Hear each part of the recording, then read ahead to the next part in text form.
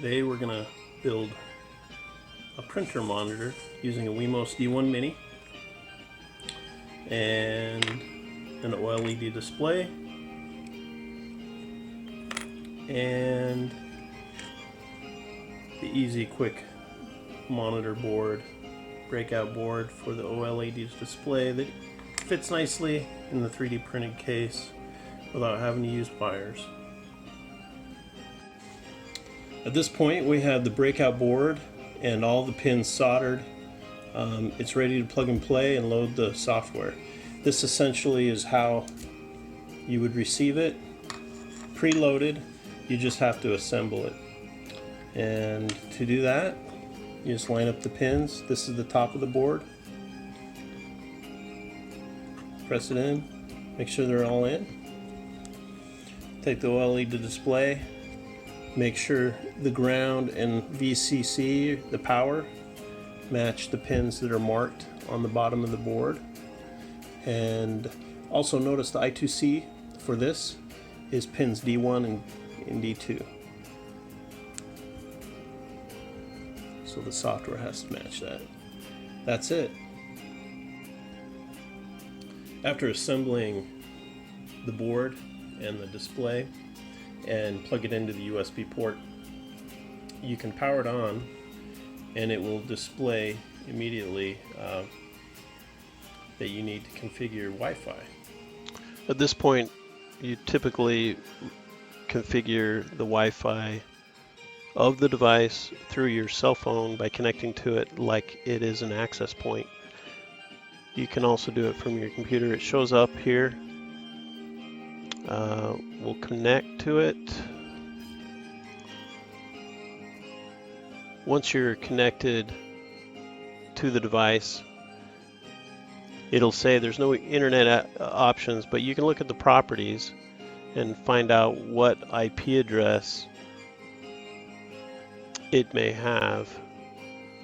So it gave me this IP address, and its IP address is 192.168.4.1. So from there we can pull up the web interface for the printer, the monitor.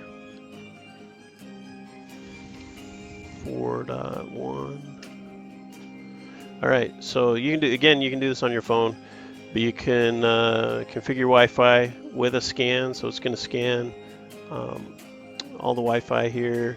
Select yours, put in your password for your Wi-Fi.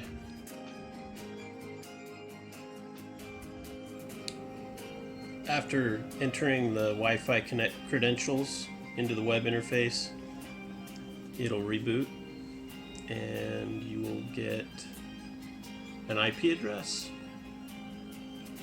that you will be able to serve up and view the web interface. And in this case, it's 216 is the ending IP address.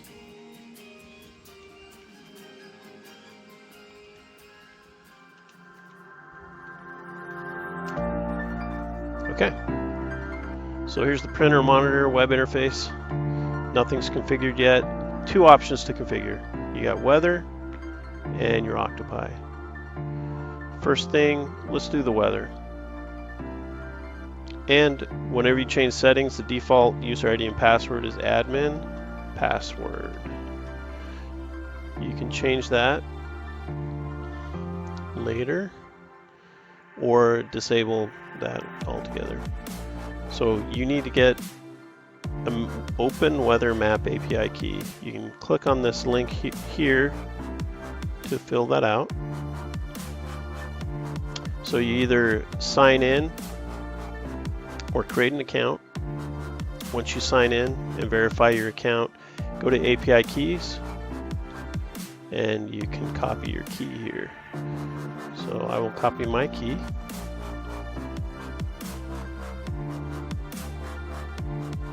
And go back to the printer interface, put in the key. The other thing is you may not want to have this city for the weather. So you go back here, click on Open Weather, search for the city you want. They do city and country for some reason. and you can verify by the geocodes that that's your city. I know this is Mesa because that's very hot. So you click on the city you want to get weather for, and this is the trick right here. See up here in the URL, the address, this last number right here is the number you want. So you highlight that, copy it, and put it in this field right here. You can use symmetric or some of the, there's few words that get translated in language, but you hit save. So now we'll start seeing weather show up after it saves. And we got weather here, and also you're going to be able to see it right here. There we go. So these are your menu items. You can either click on the configure right here, or you can come to the menu.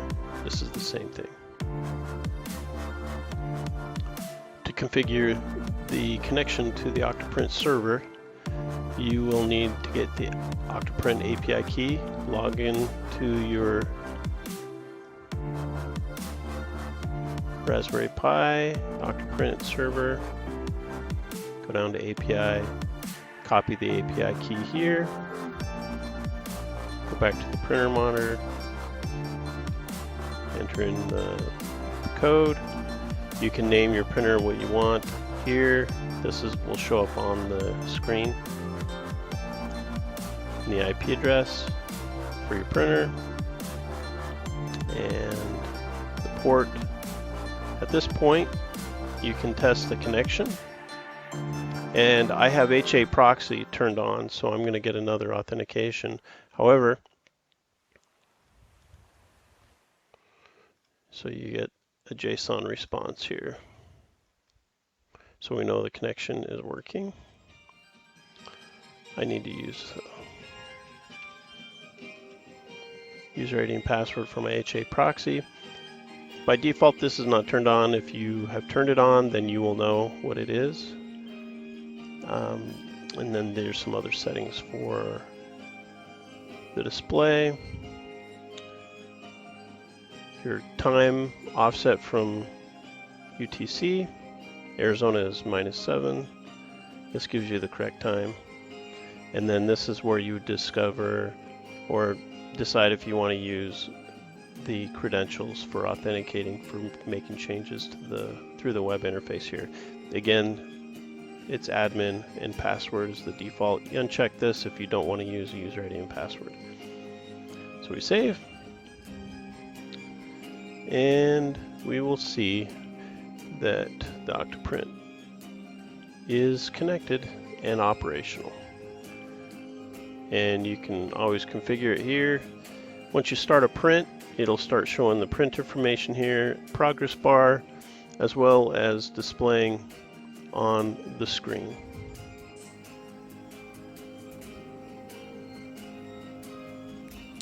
And of course, you get the progress bar that appears below each of the status displays, as well as down in the middle center you get the percentage value. And when it's printing, the clock then goes down in the system tray down there. To slide it in, you just line up the rails with the main breakout board, and you just slide right in. And you know you got it in when it's flush in the front. But you'll notice there's a second set of rails. That's to guide this thing in. The bottom piece and the back plane. And then you put in a little screw here and a screw there, 1.5 millimeter, 2 millimeter, and then you have access to the power plug, which is the USB port